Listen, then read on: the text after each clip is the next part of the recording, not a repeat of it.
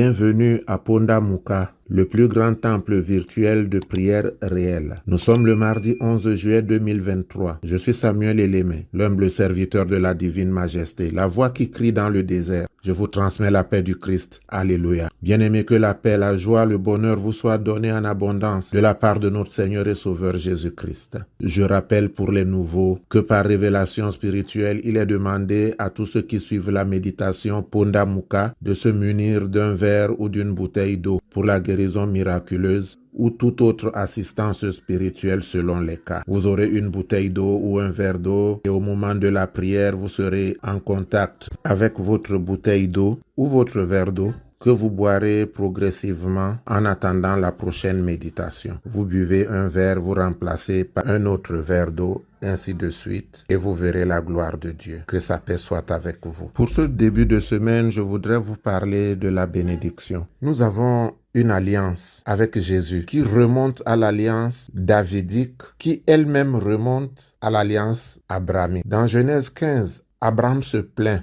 de ce qu'il n'a point d'enfant et que c'est Eliezer de Damas qui sera l'héritier de sa maison. Malgré toute la richesse dont il a été comblé de la part de Dieu, il n'a pas d'enfant et c'est Eliezer de Damas qui sera son héritier. Et Dieu lui dit non, c'est celui qui sortira de tes entrailles qui sera ton héritier. Et il le conduit dehors et il lui dit regarde les étoiles et compte-les si tu peux les compter. Telle sera ta postérité. Abraham crut en l'Éternel et cela lui fut imputé à justice. Et dans le livre de 1 Roi 2, 4, il dit à David si tes enfants marchent avec intégrité devant moi, tu ne manqueras pas de successeur sur le trône d'Israël. Trône occupé par Jésus-Christ dont nous sommes les co-héritiers. Nous sommes donc enfants bénis. Nous sommes enfants bénis et nous ne devons pas l'oublier. Nous sommes enfants de Dieu. Et pour ce faire, notre méditation se fera autour de l'histoire de Balaam et de Balak que nous trouvons dans Nombre. Nombre à partir de 22. Je lis Nombre 22, 5, 6. Il envoya des messagers auprès de Balaam, fils de Béor, à Pétor sur le fleuve, dans le pays des fils de son peuple, afin de l'appeler et de lui dire, voici un peuple est sorti d'Égypte, il couvre la surface de la terre et il habite vis-à-vis de moi. Viens, je te prie, maudis-moi ce peuple, car il est plus puissant que moi. Peut-être ainsi pourrais-je le battre et le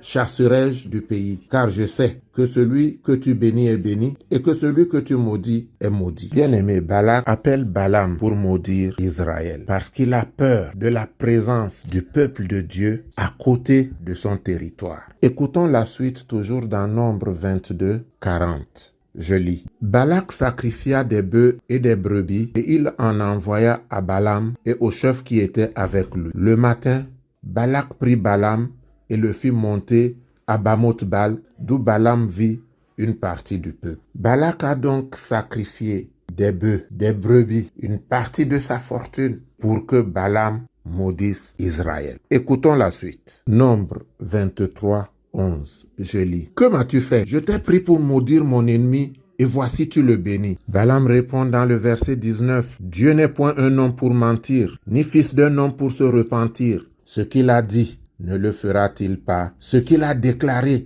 ne l'exécutera-t-il pas? Si le bon Dieu a béni, personne ne peut maudire. Si le bon Dieu a béni, personne ne peut maudire. Personne ne peut maudire. Personne ne peut maudire. Mes frères, réjouissez-vous, savez-vous que Dieu existe. Vous devez donc vous réjouir en votre qualité d'enfant de Dieu, parce que Jésus vous dit quelque chose de très intéressant dans Romains 8, 16. Je lis, l'Esprit lui-même rend témoignage à notre esprit que nous sommes enfants de Dieu. Fin de lecture. L'Esprit de Dieu rend témoignage à notre esprit. Les deux communiquent et le témoignage est que nous sommes enfant de Dieu, celui que Dieu a béni, personne ne peut le maudire. Et pour finir, le même Romains 8, 33, 34 nous dit,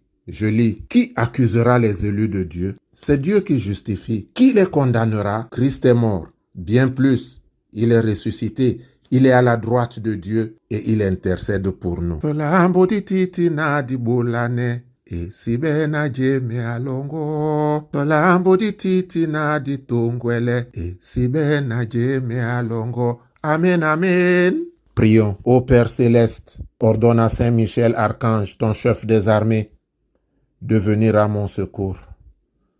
Ô Père, ordonne à tes saints anges de venir à mon secours, pour me défendre contre tous les impies qui veulent transformer ma grâce en dissolution. Malheur à eux, Père, car ils ont suivi la voie de Caïn. Ils se sont jetés par jalousie et pour un gain sordide dans l'égarement de Balaam. Mais toi, ô Père, tu es vivant. C'est pourquoi j'élève la voix vers toi, comme jadis Israël a crié vers toi. Je lève la voix vers toi, Éternel mon Dieu et mon roi. Ne reste pas sourd à mes supplications.